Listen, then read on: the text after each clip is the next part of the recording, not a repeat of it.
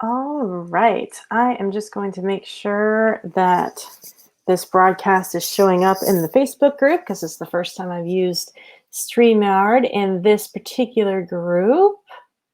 And it is, I'm just going to make this an announcement here so it's pinned to the top of the screen. Doo-doo-doo. Okay, perfect. So let's get started. If you haven't already, please go to my website. The link is in the description of this particular video, and you can download a workbook that I made for you guys. So we're going to be talking all about target markets today, how you use those in your business, and how you can use your target market to really hone in your marketing plan and the language that you're using in your marketing. So the workbook that I made for you guys is going to help you kind of write down all those steps. It's a fillable workbook, so you can download it and just type in your answers. You could also print it if printing things makes you happier. I know for me, sometimes handwriting things down definitely kind of helps me remember them in different ways than typing them. So feel free to print it out as well. So link is in the comments and in the description of the video. So go there and download that. In the meantime, while you're going to get that workbook, let me kind of just dive in a little bit to everything about target markets. So first of all, what the heck is a target market? So your target market is basically the piece of the general population that you are pointing all of your sales efforts at. They're the target of your marketing, right? And so there can be really broad target markets, like I want to appeal to women over 40. But you should also have a narrower market. Some people get so granular as to market specifically to an avatar, which is kind of a snapshot, almost a photo of a particular individual. So we'll get to that in a minute.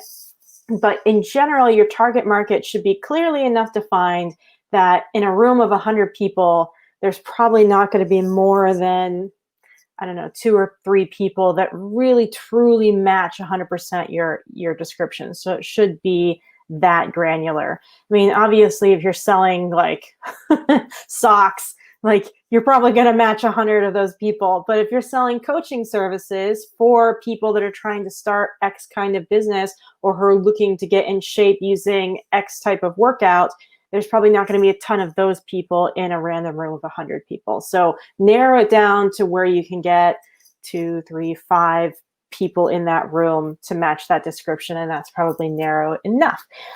So your target market is composed of a bunch of your ideal customers or ideal clients. So hear those words used interchangeably.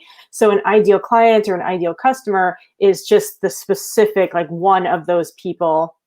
And then your avatar, your ideal client's avatar, is the like detailed description of that ideal client. So those descriptions are going to fairly well parallel your target market description. And the workbook I gave you really just goes into the target market. We ask a few specific questions, but some people don't like to get so granular as to have an avatar. They get a little uncomfortable with feeling like they're excluding too many people. Like, it's actually not true.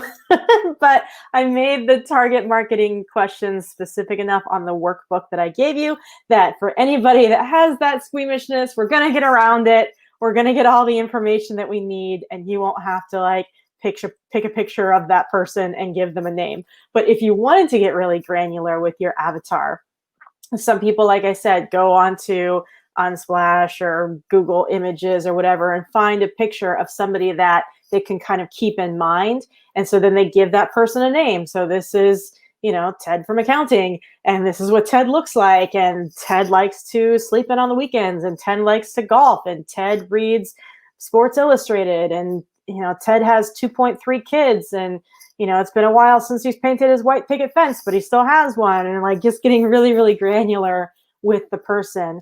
The reason why it's super helpful to have it broken down into an ideal client / avatar is sometimes when you have a really broad category, even if you've gotten it down to your target market, you feel like you're like speaking into the wind, like shouting into the wind, and nobody hears anything. It's so general. You can't put a name to the face sort of thing. And so it can just be hard for you to get specific and sometimes even really passionate about your message. But if you have a really specific person that you're talking to in that huge crowd of the people that are seeing you and listening to you, then it's intimate. It's like you're having a conversation with that person. And rather than trying to sell to them, which obviously is what you're trying to do, but they don't want to feel sold to, and you don't want to feel like you're having to sell stuff. And so when you can set it up so that it feels more like a conversation, that you're trying to solve a problem that you know that Ted from accounting is experiencing, then it flows. And when we get into the parts of this conversation about your marketing language, the closer you can get your marketing language to match the language that your target market is actually using, the easier it is to sell, and the less it actually even feels like selling, period. It just feels more like that conversation, that back and forth. I need something. Oh, I have something that fills that need. Okay, hook me up. So that's the goal, is to get to that point. And the only way you're going to get that sort of easy sale with somebody is to speak their language and get to know them close enough that it's effortless. So with that kind of being said, let's talk about how you find your target market, and then we're going to go into the worksheet that I created for you so I can explain all the different questions and why those things are important. So how do you figure out who your target market is? Well, if you're already in business and you're already selling stuff, the easiest way is to look at your favorite customers. And this is the thing about target markets, is again, just like the keyword conversation that we had previously, that you're always going to want to be reevaluating your keywords and adding new ones to your list. For your target market, you're always going to want to be checking in on it, maybe once a quarter, every half year, every year at least, just to make sure that you're talking to the right people. You might think that Ted from accounting is your ideal client, but after you work with 5 or 6 Teds, you realize that accountants are pretty number oriented, and maybe you don't like crunching numbers. And so maybe you need to work with Sue in sales instead, and somebody like that is more your vibe. So having that clear image is helpful. And then refining it over time once you know if that image that you made actually works in the real world, or if it was just like good in your head, but not actually when it happened to you. So refine, refine, refine. So the first way is you can look at your current customers. Who do you love working with, and who do you hate working with? So the kind of people you hate working with, if you're getting too many of those people, then obviously there's something really messed up in your marketing. You don't have your target market honed in well enough, or you were honing in on the wrong target market. So that can fill you in. But if you have a few clients that you're like, oh, I love you, I wish I had a million of you, then really work when you're going through the worksheet to figure out that person and really describe them, kind of get in their head, understand why they came to you. If you have a good enough relationship with that client, you can even ask them, so why did you pick me out of, the sea of other people that do the same exact thing?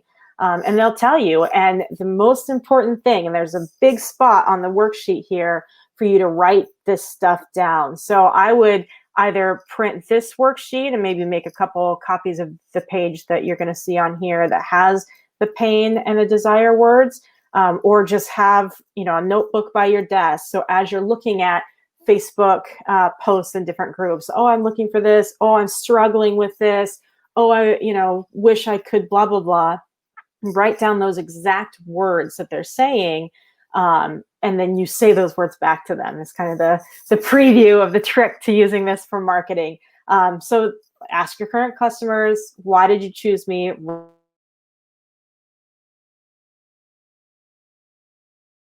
Write that down. And if you don't current clients, or if your clients are like, nah, you don't really love those people, then the next step is to just figure out who needs what you offer, right? I'm sure when you were coming up with your product or service idea, you kind of had an idea of who you were doing that for. And so we're just going to get really granular. And that's when it's super important, if you're new and starting out or haven't done much target marketing description before, to reevaluate sooner. So look at your target market, market the bejesus out of those people as best you can for like 3 months, say, and then reevaluate and make sure the people that you're getting in from your marketing efforts actually match who you want. If not, then you need to tweak your target market again, right?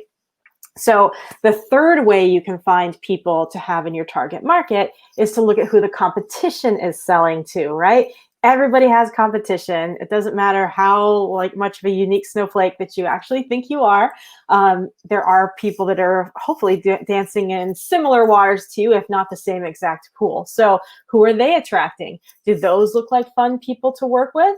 If they do, then let's analyze those people. If you see your competition having all the people that you don't want to work with, again, analyze it, figure out what about those people make them less than appealing, and that we can avoid those people in our marketing.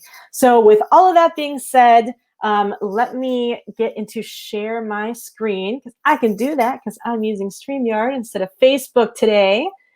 And I'm going to go through this workbook with you. So again, you can download this from my website. The link is in the description to this video. And so when you start off with your target market, you're going to want to do some really basic descriptions of who your person is, right? So if you're doing an avatar of a very specific ideal client, then obviously, these questions for your sex, gender, age, range, where they live are going to be very specific because they're talking about one person. But in this case, for this particular worksheet, I designed it so that you can answer these in a little more general way. So sex and or gender, if you're selling to a specific sex one way or the other, then you can mark just one or the other. Otherwise, you can mark both. If you're selling to a particular group for some reason, that's part of your business model, then obviously you would write that in this particular box. Age range, again, it's not something that you want to write 18 to 65. You want to hone this age range in a little bit more than that. I would have at least a 10-year span, but somewhere between maybe 10 and 30 years max. It's not that you won't sell to somebody that's outside that age range, but as you know, talking to, say, your parents about something, you're going to use completely different language than if you're talking to your peers or if you're talking to your kids. So you want to be able to hone in your marketing language. That's the whole point of figuring out who your target market is, so you can market to these people. So pick an age range of the perfect person that you'd want to be working with. They're probably established enough that they have the money to work with you. They're probably at a point in their lives where they can actually handle something like this schedule-wise, whatever it is that you're offering.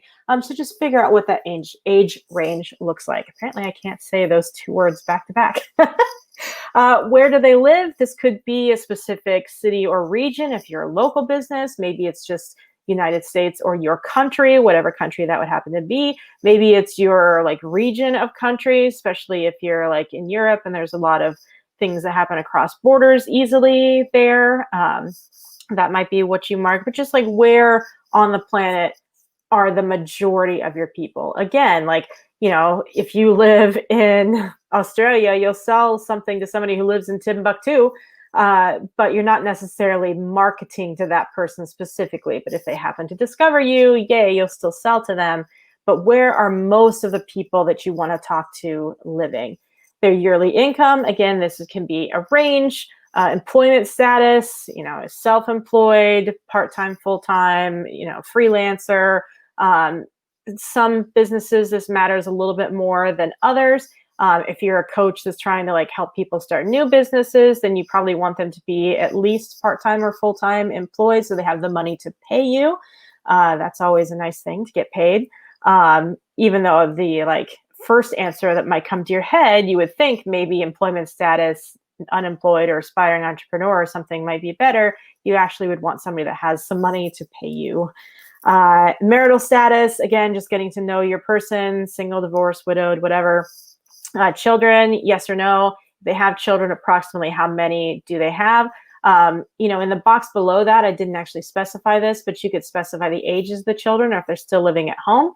If you're talking to older people, then maybe they have some grandkids living there, or maybe they're, free as a bird and traveling around the country in their motorhome or whatever it is that old people do nowadays. But yeah, you could write if the kids are living at home or not, because that might affect some of your marketing language. And their education level. This is super important for a couple of reasons. Obviously, somebody that has a higher education level is generally going to be somebody that has a higher income. That's not always true, but I think in general, you could make an assumption like that. The other thing to keep in mind, though, is just because they're like, you're going after people with master's and doctorate degrees doesn't mean that you're supposed to use like highfalutin language. You should try and keep a lot of your writing at, they say, approximately an 8th grade level, regardless of who you're trying to appeal to. You just might be able to get away with using a bit more jargon or occasionally fancier words if you're going for a higher educated person. You could just disregard that 8th grade level recommendation too, because you're appealing to a very specific group of individuals and they either get you or you don't. And that's fine too, but just keep in mind that a lot of people recommend that 8th grade is about the education level that you're going into. So let's dig in a little bit deeper now to what your target market people are currently experiencing. So you want to think about what problems, obviously the ones that are within the realm of things that you're willing to fix. If you're like trying to do health coaching just because a car is not working, like that's not something that you really want to deal with right now. But it could be stuff like, they're feeling stuck, they're feeling overweight, they don't feel attracted to their spouse anymore, they can't attract a date, they, feel uncomfortable sitting in airline seats next to people, like whatever it is, what are the problems that they're experiencing that you can fix based on your expertise? Next question, what are things that are happening in their lives right now that are bringing those things to their attention? So this is super important as we get more into your marketing conversations and wording that we're going to talk about later on in this. Somebody who's overweight didn't just automatically become overweight last night and they're like, damn, I got to fix this problem. What happened? It's like been a long-term problem, but then finally something happened. Like they were crushing hard on somebody and the person was just like, I'm not attracted to you. And they feel like it's because of their weight or things like that. And so that thing was the trigger. And so being able to speak to that trigger is going to be really important. So figuring out what those triggers are. How are they feeling right now? So this could be a series like 5 to 10 single words or phrases. I'm feeling discouraged. I'm feeling fat. I'm feeling unattractive. I'm feeling like low energy. I feel hopeless. I feel stuck in, this weight issue that I'm having, whatever words they would use to describe that position that they're in. What are they afraid of is the next question to consider. So I'm afraid that I feel unattractive now. I'm going to feel unattractive the rest of my life. And then I'm going to die alone with 12 cats in a cabin in the woods somewhere, or whatever it is that they're afraid is going to happen if they continue down the path that they're in. What are they trying to prevent, avoid, escape from? So this is fairly similar to the afraid of question, but it can also be in other areas of their lives too. It doesn't have to be a fear. It could be like an annoyance, an irritation, like other negative emotions that aren't directly fear is kind of what this question points at. Next question, what's holding them back from moving towards what they want? So they want to be able to, date the hot guy at work.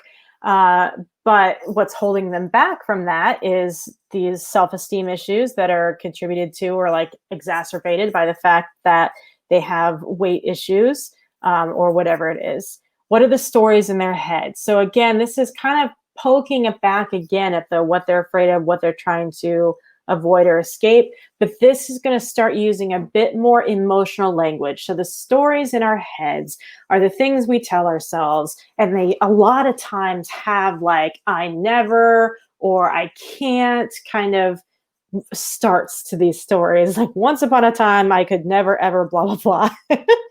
And so the story in this person's head that feels overweight and, just got their heart broken because they weren't attracted to the person they were attracted to. I'm never going to be able to find somebody that I'm attracted to that's also attracted to me. All of my friends are getting married and having kids, and yet I can't even get a date to save my life. I'm going to have health issues when I'm older, like whatever things that they're telling themselves over and over and over again. I don't look good in any clothes I wear. I hate shopping for clothes because I always feel like I'm look fat in the fitting room mirror. I only wear black because it makes me look skinnier. Could never wear colored clothes because, I would just look like a beached whale and nobody would like me and I'll never get a promotion at work, and all those crazy stories. So this box might even not be big enough. You might need to take notes on a separate paper, because those stories you want to be able to, again, we'll talk about this in the marketing thing, but if you can indicate in the marketing language that you are using that you hear that story that they're telling themselves in their head, then they're going to instantly feel a connection to you. You get them, you understand what they're going through, that sort of thing. What do they believe about themselves? So this is, again, kind of related to the stories in their head, but these are more specific. Like, I believe I'm unattractive. I believe, I have a hard time sticking to a diet. I believe that dieting isn't fun, which it's not, but it doesn't say these beliefs have to just be false. But what do they believe about themselves? And so write those things down. Next, we get to talk about what they want for their future, which is, yay, we get to get out of the, sad doldrums of their lives. And now we get to start looking for what they would actually want. So if we can do something to get you out of that bad feeling, what does that look like? What would your perfect world look like? And so what do they want? Describe it very specifically. They want to lose weight, but that's not what they want. They want to lose weight so they can meet the perfect person. They want to lose weight because they want to feel sexy. They want to lose weight because they want to wear this particular type of clothes, that sort of thing. So it's the very surface stuff. I want to lose weight, but also digging into the why and I want to lose weight because I want to blah, blah, blah. Next question, again, spend time with these feeling words, these emotional words. That's the stuff people are going to respond to. So how do they want to feel? Right now, I feel fat and I feel bad about myself, but I really want to feel confident. I want to feel sassy. I want to feel, like I fit in. I want to feel all these, whatever those feelings are. What would their perfect world look like? In my perfect world, if I'm overweight and trying to lose weight, I would wake up in the morning, I would do a workout that I would actually feel decent about doing. I would feel even better after I was done with the workout. Eating healthy wouldn't be something I really had to think about. It would be a habit, and I would enjoy what I ate, even though it was healthy. It doesn't have to taste like cardboard. I would be going on dates left and right with the perfect people, or I would be getting settled down with the perfect person for the rest of my life. Whatever their perfect world looks like, describe that. Again, the more emotional language you can use, the more details you can pull up here, the more your client's going to feel like, oh my gosh, they get me. What are their 1, 5, 10-year goals? So where do they want to go, not just like right now, but in the future, where do they see themselves? So not only can you kind of acknowledge that I can help you get from A to the B that's pretty close, but I also understand that you want B because you want, X, Y, and Z down the road. If their problems were solved, how would their lives change? This is a great question to ask during sales calls with people. Like, if we were able to solve this problem, what would your life look like? How would it be different? And just getting them to buy into that vision. So again, this is you kind of describing the vision for what you think your target market would say, but keep this question in your back pocket for sales calls. It's a really good one. Next, what self are they wanting to evolve into? So the above question was, how would their lives change, which feels very like exterior, like, oh, I'd be able to buy a new car and I'd have a house and I'd be able to travel, or, whatever. But the self they're wanting to evolve into, I want to evolve for our losing weight person into somebody that's fit, that feels good, that has unlimited energy. I feel strong. I feel sexy no matter what I'm wearing. Like, those are more internal feeling kind of answers to this question. What do they have to do in order to get what they want? So this is kind of a two-part question.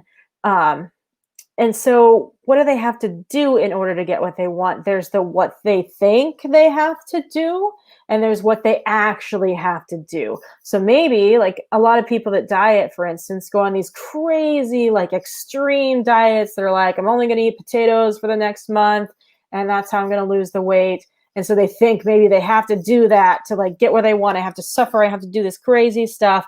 But really what they have to do is just start eating more regularly. Understand it's going to take time to lose the weight, blah, blah, blah, blah, blah. And so maybe answer these next two questions in the what they're thinking, and then from your perspective, what they actually have to do to get what they're looking to get.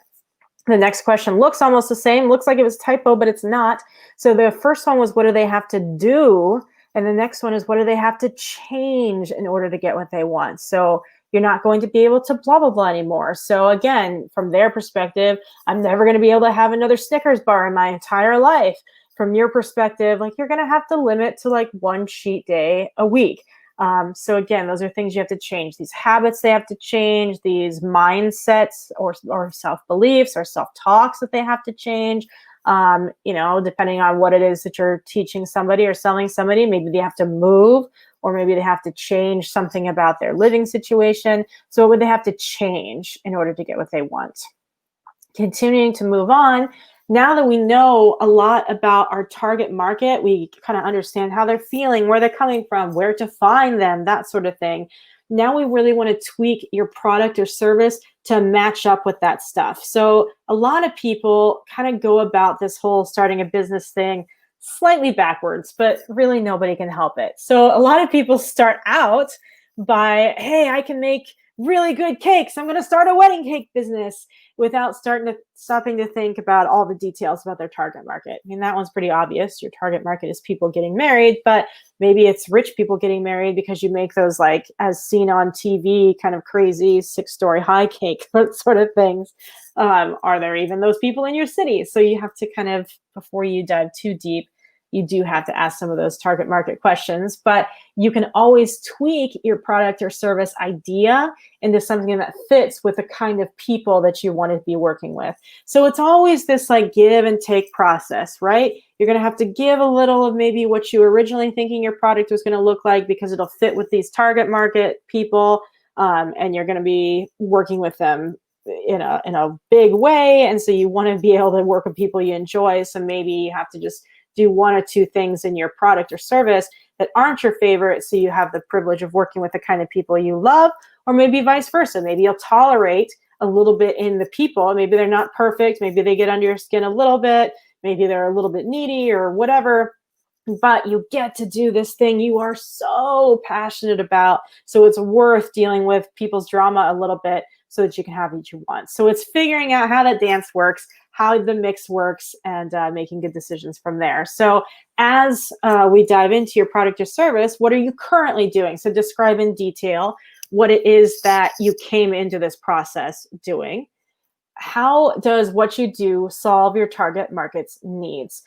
Oops, I'm starting to type in there. We don't want to do that. Okay, so how do you solve your target market's needs?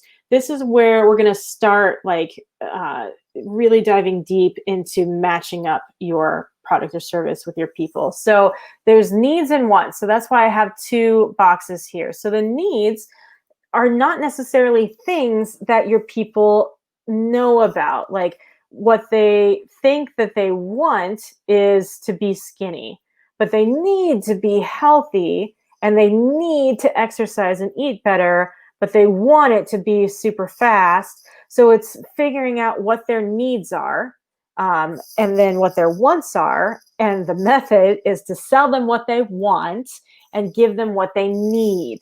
And so you need both of these languages. And the need part, a lot of times it's going to be a little hidden in your products. So sometimes your target market totally gets that what they need is actually what they want.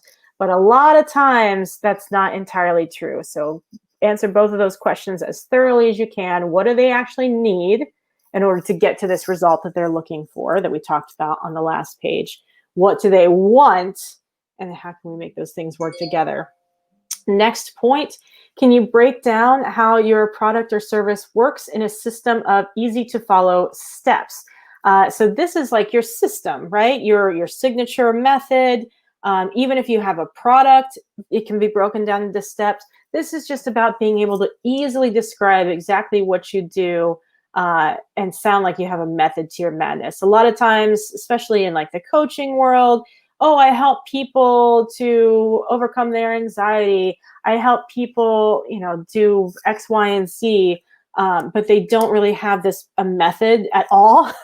They just kind of flounder around until they get there, and that's no good. That's a waste of your time. That's a waste of your client's time and money. It's disrespectful. So you need to have at least a path that you walk on that you can describe to them. You might rabbit trail here or there based on what the client needs, but you should have more than just fly by the seat of your pants sort of things in your business. So break it down, write out what those steps are, develop those steps if you don't currently have them.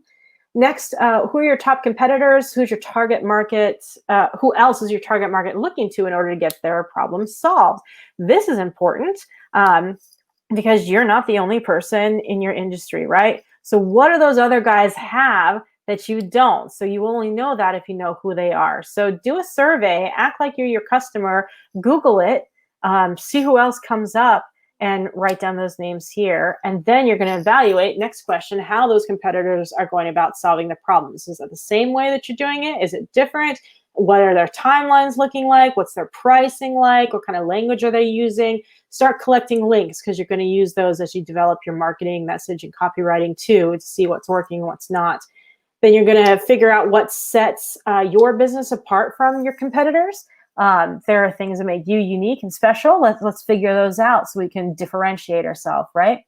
Are there ways you can make your product service better, cheaper, faster, easier than your competition? So your idea is probably amazing, but it can be amazinger.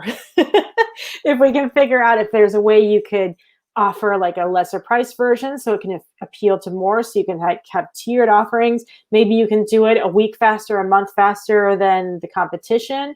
Maybe your methodology has fewer steps than the other guys. Like, what makes it different or better in some way that gives you an edge on the competition? If you can't think of anything, come up with something and tweak your product until you do. You need some sort of edge. Another question, does your product or service solve multiple problems? So not only can we blah, blah, blah, but we also solve blah, blah, blah. I can help you lose weight and make your breath smell better, or like whatever it is.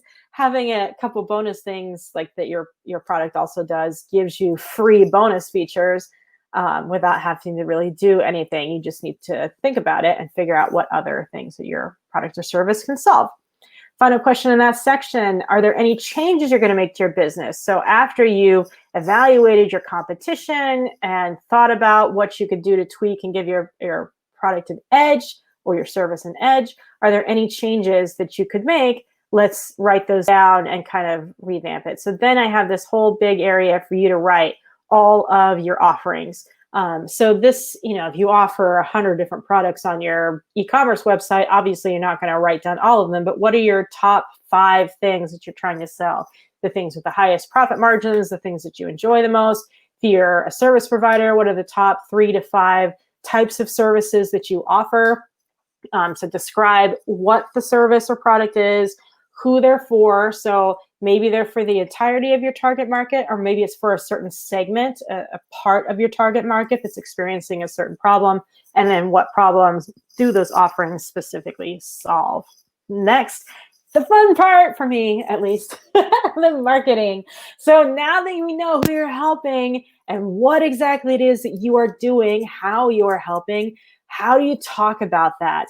So marketing sounds like a dirty word. A lot of people hate thinking about sales and marketing and selling stuff and whatever. And it doesn't have to be like that. If you get your marketing dialed in, if you learn how to communicate in ways that people not only understand mentally, but emotionally, then your sales process goes down so to where it's like almost non-existent, right? You can feel great about selling because it becomes those conversations, because the client already comes to you knowing what you do. You don't have to sell that to them. It's just, are we a fit or not? So getting really granular, really detailed, visiting this part over and over and over again as time goes on is super important. So let's start by talking about your business mission. Why are you doing what you're doing? If your answer to this question is, I'm doing it to make money, that's fine. It's just harder to find a passion. So try and at least find something in there, even if you're just doing it for the money, that you love or enjoy, or that really makes a big change in people's lives. Hopefully, most of you are doing your businesses for reasons other than just money. There's nothing wrong with money. Money is amazeballs. But you should also have some sort of emotional connection to your business. So what is your mission? How are you expressing that emotional connection to your business? What are you hoping to change on the planet? If it was a perfect world and you could use your skills to make it that way, what would you be doing? What's your mission? Next, this is another important thing. I guess I'm saying that a lot. This is all important. I wanted to put it on here if it wasn't important. I'm not about wasting your time. But what are the most important things that you want every client to take away from their experience with you and your business? How do you want them to feel? How do you want them to remember? Jen was so helpful. Jen was so attentive to my needs. Jen knew what I was thinking before I even told her. Jen did everything without me having to ask, or she anticipated my needs, or, she held me accountable even when I wasn't holding myself accountable, or whatever it is that you want your clients to remember about you. What are those things? List 3 to 5 at least. Next question, when my client and I are done working together, I want them to feel blah, blah, blah. So back to our weight loss example, when my client and I are done working together, I want them to feel sexy. I want them to feel confident. I want them to feel like they can continue this diet and workout plan without me needing to hold their hands. Like I want them to feel independent and sure about their path. Next question, after working with me, my target customer will be able to manage their own diet, keep themselves motivated to work out, understand why workouts work the way they do with different body groups and muscles and all of that jazz, so that they can add in new exercises and understand how that fits in their routine, like stuff like that. Do you offer any guarantees or reassurances to your target market that can help cut through the fear of spending the money to work with you? So a lot of people offer some sort of money back guarantee. If you're not happy after our first session or after you've done XYZ, then I'll give you a full refund. Maybe you don't want to do a refund kind of thing, but maybe it's just reassurances could also be, I've helped X number of people accomplish this exact goal that you're looking to accomplish. So here's how you can do that too, because there's all these testimonials that I have on my website, or you can call this person, this person, this person, with all of that. So good. Next, I love working with my target market because why do you love those people? Why did you choose those people? This is a good thing to post on your wall to remember when you have some of those people that are misbehaving and you're like, I hate these people, they're so annoying. But I love working with them because I love seeing this transformation in their lives. I love seeing the light happen, that I can see something, light bulb went off in their head and I see it in their eyes when they get this and it's going to change their life forever, or, whatever it is. I love working with my target market because I love making beautiful paintings, and I love working with people that like to buy beautiful paintings, and they get something they love and I get to do something that I love, and it's just a win-win all around, something like that. Next, how long does your standard product or service take? So maybe your product starts working in 12 hours and everybody else's takes 24 hours to work, or your coaching package lasts 8 weeks is kind of the length that you try and help them accomplish this goal. Just getting clarity on how long it takes to do whatever the thing is with you. This is a fun question, and you should really answer this and be as egotistical as you can answering this, because so many of us try and be all nice about stuff, or, oh, well, I'm modest. But no, this is not the time for that. Do that on Tuesdays. Today's not Tuesday. Don't do that today. Your ideal client should choose you over the competition because you're so awesome, your teeth are straight, and you know everything about diet and fitness, whatever it is, just all the reasons. You have all this educational experience. You've helped X clients, whatever. Even if you're starting in a new industry, you've still helped people. You've still solved problems. You've still accomplished great things in other parts of their lives. And of your life, and those things can translate into this business no matter how far apart. Like, you're driven to accomplish goals, you always finish things, you always help people until the end. Like, all of those things can translate across industry. So don't feel like you can't answer this question if you're brand new in your industry. There's so many great things about you as a human, and so you can write all those things down, right? Don't be modest. We're getting towards the end here. This, I think you can just keep this page by your desk because it's important. So there's pain words and there's desire. So I mentioned this chart earlier. The pain words are the things that people are using to describe what they're dealing with. I hate feeling stuck. I hate feeling overweight. I feel unattractive. Those painful negative words, because they're like, do you feel, obviously you wouldn't start a advertisement like this because it's not like the 1980s and we don't have to sell like this anymore. But do you feel tired and overweight and unattractive? Well, with blah, blah, blah, you can, but you at least want to use some of those words in your marketing. Like, I understand you feel blah, blah, blah, or I used to feel tired and unattractive and overweight, and then I started blah, blah, blah. Like, just keeping a collection of those words. And so as you're like on Facebook, Instagram, Quora, Reddit, whatever, when you hear somebody ask a question related to your industry that has some of those pain words in it, write down those words or those phrases and just collect them.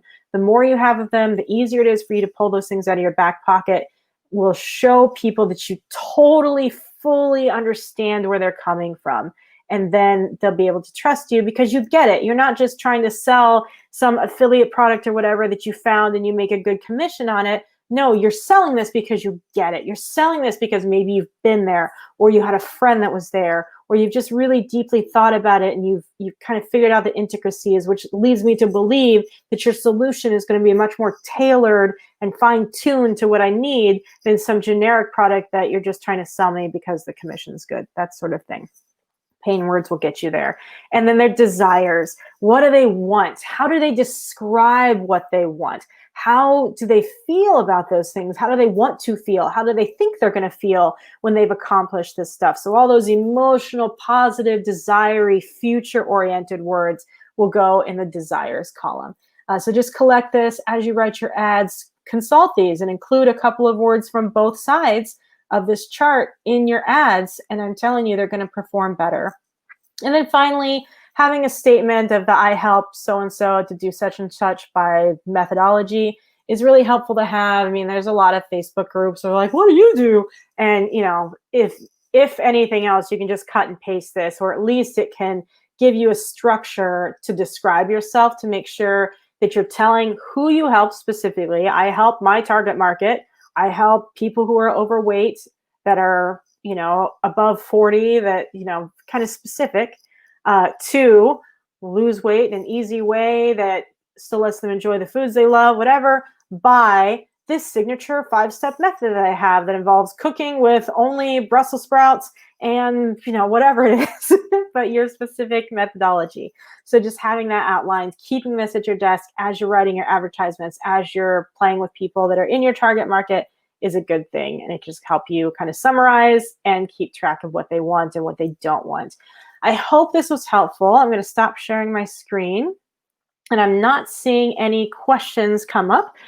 If you do have questions in the future, you can leave them in the comments to this video. I will also be downloading this video from Facebook and putting it over on my website on a special class page where you went to download the workbook. And so you'll always be able to watch the replay of this class there. I hope you guys learned something. Go download your workbooks, really get to know your target markets. And yeah, let me know if you need anything else or have questions about any of that. Have a good day.